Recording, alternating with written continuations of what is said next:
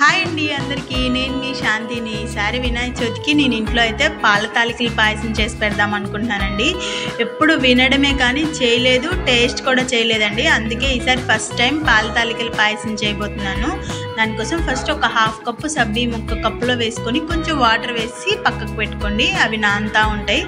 ఒక ప్లేట్లో అయితే ఒక కప్పు దాకా బియ్యం పిండి, కొంచెం కొంచెం వేడి నీళ్ళు పోసుకుంటూ మనం నార్మల్ చపాతీ పిండి ఎలా పిసుకుంటామో సేమ్ అదేవిధంగా మన బియ్యం పిండి అంతా బాగా ముద్దగా వచ్చేంత వరకు పిసికేసుకోవాలన్నమాట. అంటే కొంచెం హాట్ వాటర్ పోసాం కాబట్టి చేయి వెంటనే పెట్టలేం కాబట్టి కొంచెం స్పూన్తో అలా అలా కలిపేసుకొని కొంచెం గోరువెచ్చగా అయిన తర్వాత మనం చేయి పెట్టి బాగా మెత్తగా ఒక ముద్ద మాదిరి అయితే చేసేసుకోవాలి. ఎప్పుడు వినడమే కానీ చాలా టేస్టీగా ఉంటాయి, సూపర్గా ఉంటాయని ఎప్పుడు ట్రై చేయలేదు. వినాయకుడికి చాలా అంటే చాలా ఇష్టం అంటండి ఈ పాల తాలికల పాయసము. అందుకే ఈసారి అయితే ఇంట్లో ట్రై చేయబోతున్నాను. ఇలా ఉండగా చేసేసుకొని చేతిలో చిన్న చిన్న ఉండలు పెట్టుకొని ఇలా అనేసామంటే మనం పత్తి రుద్దుతాం కదండి, అలాగా సేమ్ అదే విధంగా కొంచెం కొంచెం ఉండలు చేసుకొని చేతితో నూరినట్టు అన్నామంటే ఇలా సన్నగా పొడుగ్గా వచ్చేస్తాయి. ఇలా ప్లేట్లో అయితే తాలికలు ఉండ్రాళ్ళు రెండు చేసి పెట్టుకున్నానండి. స్టవ్ పైన ఒక చిన్న గిన్నె పెట్టుకొని ఒక కప్పు దాకా బెల్లం వేసేసుకొని కొంచెం వాటర్ వేసి బెల్లాన్ని కరిగించుకొని పక్కన పెట్టుకోవాలండి. మనకి బెల్లం అనేది బాగా చల్లగా అయిపోయి ఉండాలి. పాయసంలో వేసేసరికి వేడిగా ఉంటే మనం పాయసంలో వేసిన పాలు విరిగిపోయే ఛాన్స్ ఎక్కువ అనమాట. అదే స్టవ్ పైన బాండలు పెట్టుకొని ఫస్ట్ అడుగంటుకోకుండా కొంచెం నీళ్లు వేసుకొని తర్వాత ఒక 1 లీటర్ దాకా పాలు, ఇంకొక గ్లాస్ వాటర్ యాడ్ చేసుకొని దానిలోనే మనం నానబెట్టుకున్న సగ్గు బియ్యాన్ని వేసుకొని మంచిగా సబ్బియ్యం అంతా బాగా ఉడికిపోవాలన్నమాట. చూడండి, ఈ విధంగా బాగా సబ్బియ్యం ఉడికిపోయిన తర్వాత మనం ముందుగా చేసి పెట్టుకున్న తాలికలు ఉండ్రాళ్ళను కూడా ఇదే పాలల్లో వేసేసుకోవాలి. ఇవన్నీ వేసేసిన తర్వాత వెంటనే గెంటి పెట్టి కలిపేయకుండా ఒక 2 నిమిషాలు అలా వెయిట్ చేయాలన్నమాట. వెయిట్ చేసిన తర్వాత నెమ్మదిగా నిదానంగా ఇలా మంచిగా కలిపేసుకొని బాగా ఉడుకు రానివ్వాలి. మంచిగా చిక్కగా అయిపోవాలన్నమాట.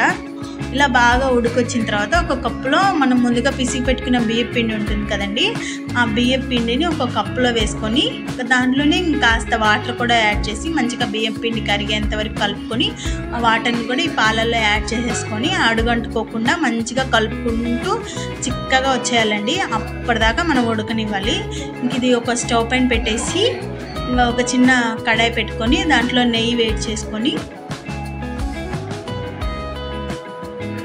దానిలోనే మనం సన్నగా కట్ చేసుకున్న జీడిపప్పు అలాగే ద్రాక్ష కూడా వేసుకొని మంచిగా ఎర్రగా వచ్చేంత వరకు ఫ్రై చేసుకోవాలి. ఇంకా ఎండు కొబ్బరి ముక్కలు, పచ్చి కొబ్బరి ముక్కలు ఉన్నా కూడా వేసుకోండి. అప్పుడు అక్కడక్కడ మనకి పంటికి తగులుతూ చాలా టేస్టీగా ఉంటుంది. మనం వేయించుకున్న జీడిపప్పు ద్రాక్ష కూడా ఆ పాల తాలికల్లో వేసేసుకొని దానిలోనే యాలకుల పొడి కూడా వేసుకొని మంచిగా మొత్తం కలిసేటట్టు కలిపేసుకొని స్టవ్ ఆఫ్ చేసేసేయాలి.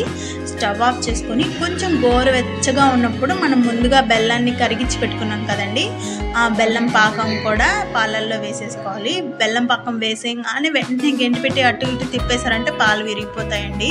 ఇప్పుడు వచ్చే బెల్లాలు అట్లా ఉన్నాయన్నమాట. అంటే సరిగ్గా కెమికల్స్ వేస్తారో ఏమో తెలియదు కానీ పాలు అయితే విరిగిపోతున్నాయి. నేను చాలాసార్లు ఎక్స్పీరియన్స్ చేశానండి. అందుకే ఇప్పుడైతే పాకం వేసేసుకొని కొంచెం నెమ్మదిగా పాయసం మొత్తం కలిసేటట్టు కలుపుకొని కొంచెం వేడిగా ఉండాలని సిమ్లో పెట్టి కాస్త వేడి చేసుకొని ఇంకా కప్పులోకి వేసుకొని అయితే తినేయడమే అండి. ఇంట్లో వాళ్ళందరికీ చాలా బాగా నచ్చాయండి.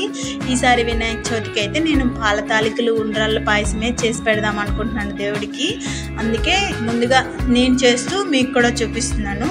చాలా బాగా కుదిరిందండి. ఖచ్చితంగా మీరు అందరూ ఇంట్లో ట్రై చేసి ఈసారి వినాయక చవితికి అయితే ఇవి చేసి పెట్టండి. వీడియో నచ్చితే లైక్ చేయండి, అలాగే మన ఛానల్ని సబ్స్క్రైబ్